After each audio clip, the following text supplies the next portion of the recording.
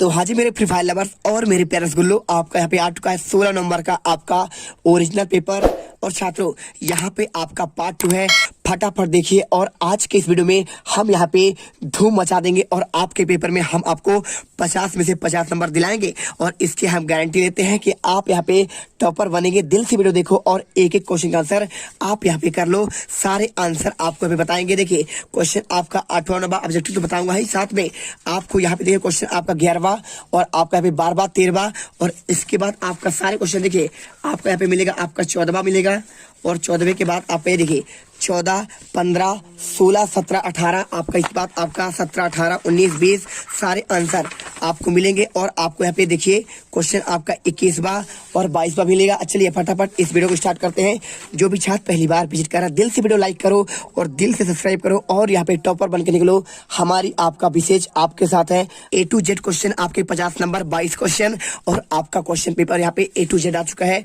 यहाँ पे देख सकते हैं पूरे आंसर है और इसके बाद आपको यहाँ पर हर एक क्वेश्चन का आपको आंसर भी मिलेगा। देखिए यहाँ पे A to Z क्वेश्चन है, उनके आंसर है आपका 12 और इसके बाद आपको यहाँ पे देखिए इसके बाद आपका यहाँ पे 14 और इसके बाद आपका 15, 16। ठीक है, चलिए फटाफट इनके आंसर करते हैं और आज के इस वीडियो में गर्दा मचाते हैं। देखिए पार्ट आपका यहाँ पे देखिए 1 से लेकर 10 तक क्वेश्चन आपके ऑब्जेक्टिव है। तो आपका सबसे पहले आपको इसे ध्यान से पढ़ना है और यदि आप टॉपर बनना चाहते हैं तो आपको यहाँ पे दिल से आपको जीत क्लासेस इंडिया को आपको सब्सक्राइब करना है, क्योंकि आप यहाँ से हर एक क्वेश्चन हमेशा आपको रियल दिया जाता है। दिल से यहाँ पे वीडियो देखिए, लाइक करिए और चैनल सब्सक्राइब करिए। देखिए सबसे पहला क्वेश्चन आपका यहाँ पे लिखा है वायुमंडल में नाइट्रोजन और ऑक्सीजन गैस का प्रतिशत कितना होता है। तो 78 और आपका 0.6% और 78 और 21% और आपका 21 और 71%, 75 और आपका 25%। ठीक है, अगर मैं आंसर की बात करूं तो देखिए वायुमंडल में आपका नाइट्रोजन हमेशा आपका यहाँ पे 78% है और ऑक्सीजन आपका 21% है। ठीक है, तो आप आंसर यहाँ पे आपका बी नंबर करना है। और इसके बाद देखिए ये क्वेश्चन हो गया और आपका ना तो 21, 71 नहीं होगा, ना तो आपका 75 और 25 होगा। और इसके बाद दूसरा क्वेश्चन उष्णकटिबंधीय सदाबहार वनों में पाया जाता है एनाकोंडा, ध्रुवी भालू, जिराफ या फिर आपका तेंदुआ। तो देखिए इसकी आंसर की बात करें, बहुत सारे लोग आपके यूट्यूबर यहाँ पे आपका गलत आंसर दे रहे हैं, एनाकोंडा दे रहे हैं, लेकिन एनाकोंडा आपका यहाँ पे आंसर नहीं होगा।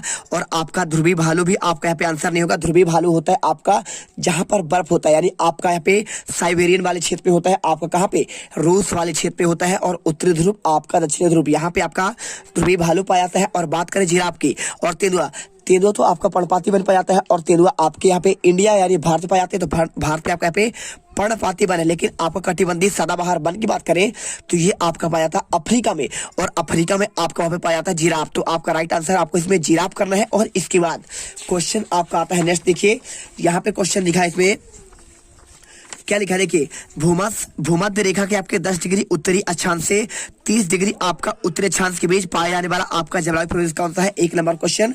तो इसके आंसर की बात करूं तो आपका देखिए भूमध्य रेखीय जलवायु प्रदेश और आपका पे टुंड्रा तुल्य जलवायु प्रदेश और इसके अलावा देखिए यहाँ पे भूमध्य सागरीय जलवायु प्रदेश और मानसूनी जलवायु प्रदेश।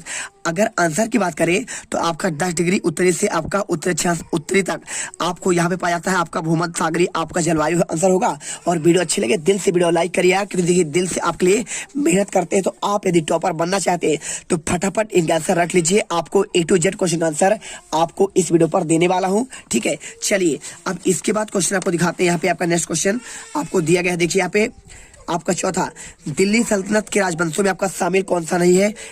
लोधी वंश, तुगलक वंश, सैयद वंश, आपका पल्लव वंश। देखिए लोधी आपका यहाँ पे इब्राहिम लोधी और बहलोल लोधी इसका संस्थापक है, तो आपके दिल्ली सल्तनत में थे। और तुगलक वंश भी आपका यहाँ पे फिरोज शाह तुगलक आपने आपका यहाँ पे पढ़ा होगा, इल्तुतमिश और फिरोज शाह तुगलक आपके इसी का नाम था। और इसके बाद सैयद वंश। ठीक है, तो सर सैयद अहमद खान आपके इसी वंश के दिल्ली सल्तनत से आपको संबंधित थे, लेकिन आपका पल्लव वंश आपका यहाँ पे दक्षिण का है। ठीक है, दक्षिण यानी आपका तमिलनाडु और आंध्र प्रदेश साइड का यहाँ पे आपका वंश है। आंसर आपको यही होगा। और इसके बाद क्वेश्चन 5वां, भील, कोली, काटक, रीस जनजाति भारत के किन भाग में निवास करती है। देखिए अगर बात की जाए यहाँ पे मध्य प्रदेश में आपका कहाँ पे होता है, तो आपका मध्य प्रदेश में ये आपका जो जनजाति है, आपका भील की बात करें तो भील आपका होता है झाबुआ और अलीराजपुर, यानी आपके मध्य प्रदेश के पश्चिमी भाग पर, और उसी भाग पर आपका भी गुजरात है, और गुजरात वाले एरिया में और राजस्थान वाले मध्य प्रदेश वाले एरिया में होते हैं, है ना। तो आपको देखिए यहाँ पे लिखा है आपका भील जनजाति आपका राजस्थान, गुजरात और आपका मध्य प्रदेश में। तो आपको सिंपल देखिए यहाँ पे आंसर आपका यहाँ पे पश्चिमी क्षेत्र करना पड़ेगा, ना तो आपका पूर्वी भी नहीं होगा, दक्षिणी भी नहीं होगा और आपका उत्तरी भी नहीं होगा। चलिए इसके बाद क्वेश्चन, विधानसभा के सदस्यों को कहते हैं विधायक, राज्यपाल, सांसद और प्रधानमंत्री। देखिए आपका यहाँ पे आकर बात की जाए, एक होता है विधानसभा, एक होता है आपका यहाँ पे राज्यसभा, एक होता है आपका लोकसभा। यहाँ पे 3 अंग होते हैं। अब लोकसभा से आपका प्रधानमंत्री बनता है और राज्यपाल बनते हैं आपका यहाँ पे किससे, आपका राज्यसभा से चुनकर आते हैं, है ना। और इसके बाद सांसद आपका होते हैं, ये भी आपका लोकसभा से होते हैं, क्योंकि लोकसभा आपको मिलकर सांसद बनते हैं और सांसद मिलकर आपका प्रधानमंत्री को चुनाव करते हैं। और देखिए विधानसभा यानी आपका मध्य प्रदेश में 230 आपका विधानसभा सीट है, और यहाँ पे इसके इनका आपका जो नायक दल होता है उसे मुख्यमंत्री कहते हैं। और जैसे आपके यहाँ पे एमएलए होगा, विधायक होगा, और आपका यहाँ पे विधानसभा के साथ आपके ही होते हैं, तो आपको आंसर आपका एमएलए, मेंबर ऑफ पार्लियामेंट कहते हैं उसे, ठीक है। चलिए कर लीजिए। इसके बाद क्वेश्चन आपका 7वां, अमृता शेरगिल और कल्पना चावला का संबंध किस क्षेत्र में है। देखिए अमृता शेरगिल एक आपका पेंटर थी, ठीक, कौन थी, आपका एक पेंटर है। और बात करें कल्पना चावला की, तो आपने सुना होगा कल्पना चावला के बारे में, आपका पे इनका करनाल हरियाणा में इनका जन्म हुआ था, और इन्होंने अंतरिक्ष पर जाने वाली प्रथम भारतीय महिला है। और आपको आंसर देखिए यहाँ पे आंसर करना पड़ेगा, ये एक अंतरिक्ष यात्री थी। आंसर आपको C नंबर करना है। पायलट और वैज्ञानिक आपका यहाँ पे होगा नहीं, समाज सेवी और पेंटर आपका ये भी नहीं होगा, और महिला डॉक्टर और वैज्ञानिक आपका अमृता शेरगिल आपका पेंटर थी, तो आपको यहाँ पे आंसर ये करना पड़ेगा। और इसके बाद देखिए क्वेश्चन आपका 8वां, आपको अपने घर का फर्नीचर व मोटरसाइकिल बेचना है, तो आप किस प्रकार के विज्ञापन का इस्तेमाल करेंगे, राष्ट्रीय विज्ञापन, वर्गीकृत विज्ञापन, या फिर जन कल्याण संबंधी विज्ञापन, या फिर आपका सूचना प्रद। तो देखिए आपको जब कोई चीज बेचना होता है तो आप यहाँ लिखाते हैं ना कि टू लेट, आपको कोई शहर में रूम बेचना है, यानी आपको यहाँ पे किराए पर देना है, तो आप लिखते हैं यहाँ पे एडवर्टाइजमेंट देते हैं, सूचना प्रद विज्ञापन।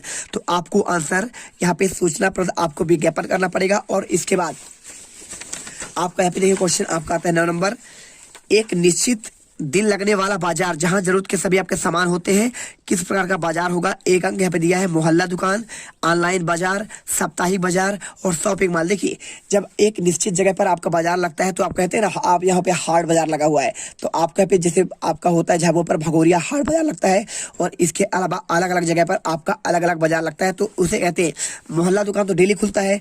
और आपका ऑनलाइन बाजार भी आपका यहाँ पे, तो देखिए घर बैठे कर सकते हैं आप, दिन हो या फिर रात हो, बैठने की जरूरत भी नहीं है। और इसके शॉपिंग मॉल आपका दिन रात खुला होता है। आपका शहरों में आपका माल होगा, जबलपुर में आपने सब लड़िया माल सुना होगा, और इसके अलावा आपने इंदौर में और भोपाल में आपने सुना ही होगा, ग्वालियर में। चलिए कर लीजिए, कटनी में है, रीवा में, हर जगह है आपका। तो यहाँ पे देखिए इसके बाद आपका यहाँ पे आंसर, यहाँ पे साप्ताहिक बाजार करिए। और क्वेश्चन 10वां, क्वेश्चन नंबर 10 देखिए, 7वीं से 10वीं शताब्दी के मध्य निर्मित भवनों में वास्तुकला का किस प्रकार की शैली का आपका उपयोग है। पहला लिखा नागर शैली, द्रविड़ शैली, पर्याप्त शैली और आपका अनुप्रस्थ चूड़ा शैली। देखिए 7वीं से आपका 10वीं शताब्दी के बीच में आपका इसका आंसर की बात करें तो आपको यहाँ पे आंसर मिल जाएगा। तो अगर आंसर की बात करें आपका यहाँ पे द्रविड़ शैली होगा, द्रविड़ आपका दक्षिण में होता है, तो दक्षिण में आपका यहाँ पे आपका 7वीं से 10वीं शताब्दी के बीच आपका यहाँ पे मध्य निर्मित भवनों में वास्तुकला आपका पे द्रविड़ शैली मिलता है। और इसके बाद देखिए क्वेश्चन आपका आता है पे 11वां, ठीक है, लिखा है यहाँ पे देखिए शैलों के प्रकार लिखते हुए उनके एक एक आपको उदाहरण लिखना है। और इसके आंसर की बात करूं तो देखिए इसके आंसर की बात करें तो शैलों को पहले आप लिख दीजिए, शैलों का प्रकार, और शैलों का आपका भी प्रकार कौन सा हो जाएगा। देखिए आपको अभी शैलों का प्रकार लिखना है आपका। देखिए आपके 3 प्रकार होते हैं। पहला होता है आपका यहाँ पे अग्नि होता है, और अग्नि के बाद आपका यहाँ पे होता है, दूसरा आपका यहाँ पे होता है कौन सा, आपका अवसादी, और तीसरा आपका यहाँ पे होता है, इसके बाद आपका कौन सा होगा। देखिए इसमें आपका आंसर हो जाएगा आपका कायांत्रित, ठीक है। तो आपके 3 प्रकार हो जाएंगे कायांत्रित, आप इसे लिख दीजिए। और इसके बाद पूछना प्रत्येक का आपका एक एक उदाहरण। तो अगर मैं बात करूं अवसादी का, अग्नि का, है ना, तो अग्नि का आपका यहाँ पे उदाहरण एक क्या हो जाएगा, आप इसमें लिख सकते हैं सिंपल तरीके से। आपको यहाँ पे हर एक क्वेश्चन आंसर दिया जाएगा। देखिए सबसे पहले आपका यहाँ पे आपका यहाँ पे प्रकार, ठीक है, तो पहला आपका अग्नि आता है। तो अगर इसके उदाहरण की बात की जाए तो आपका यहाँ पे ग्रेनाइट आएगा, है ना, आप इसमें लिख दीजिए ग्रेनाइट। और इसके बाद आपका दूसरा यहाँ पे क्या आता है, दूसरा आपका आता है यहाँ पे आएगा ये वाला आपका अवसादी का प्रकार की बात की जाए, आपका यहाँ पे एक उदाहरण, तो इसका आपका एक उदाहरण आपका हो जाएगा कौन सा, आपका यहाँ पे सिंपल तरीके से आपको यहाँ पे चूना, चूना आपका इसी में आएगा। और तीसरा देखिए, तीसरा आपका यहाँ पे है आपका कायांतरित।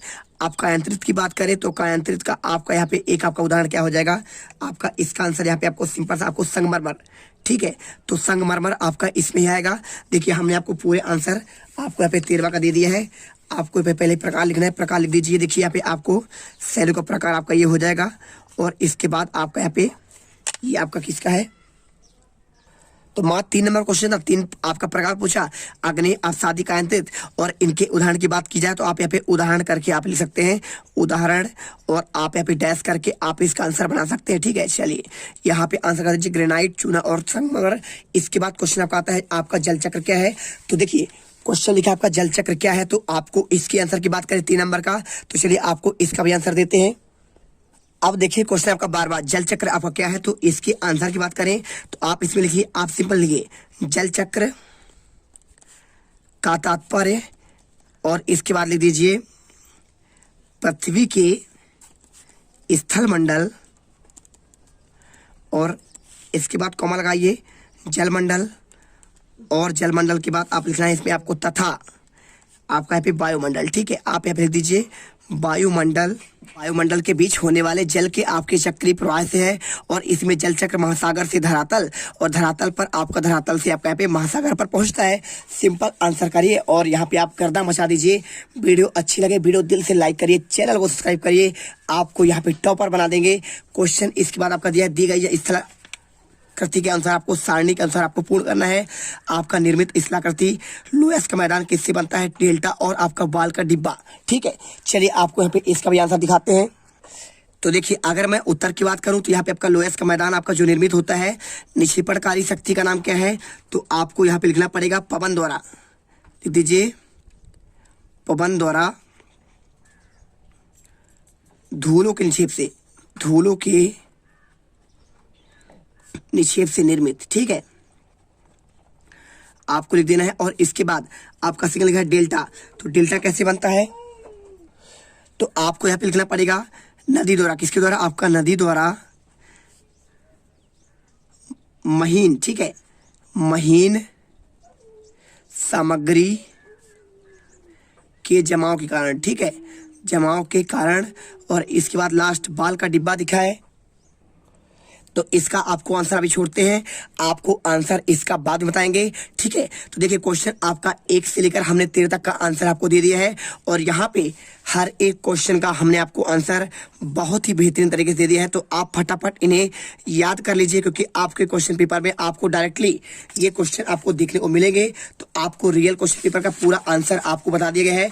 फटाफट इनके आंसर रखिए और यहाँ पे समाज विज्ञान के पेपर में टॉप करिए। मिलते हैं नेक्स्ट वीडियो पर। जय हिंद, जय भारत। अब तुम लोग गलती से अगर नए हो तो सब्सक्राइब करो, वो जो लाल वाला बटन है उस पे अपने जीजा जी फेंक के मारो या फूफा जी, मुझे नहीं पता, बस क्लिक हो जाना चाहिए। अब मैं भी जा रहा हूं, मुझे मुठिया पेलने जाना है। बाय। वो है